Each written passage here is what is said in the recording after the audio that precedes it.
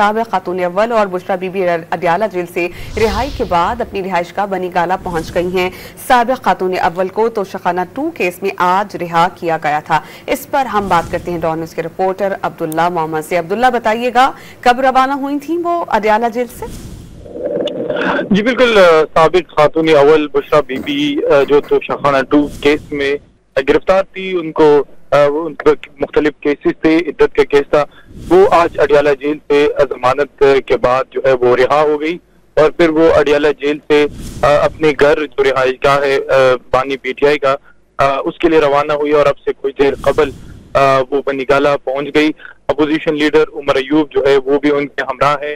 पाकिस्तान तहरीक इंसाफ के जो वर्कर्स है कुछ और कुछ रहनुमा वो भी बनीगाला की तरफ आ रहे हैं और कुछ कारकुनान जो है बनीगाला। अब्दुल्ला, आप हमारे साथ हैं। अब्दुल्ला, हमें अपडेट कर रहे थे कि साबिक़ खातून अव्वल को तोशाखाना 2 केस में आज रिहा किया गया, जिसके बाद वो अडियाला जेल से रिहाई के बाद बनीगाला पहुंच गई हैं। अब्दुल्ला, बहुत शुक्रिया आपका।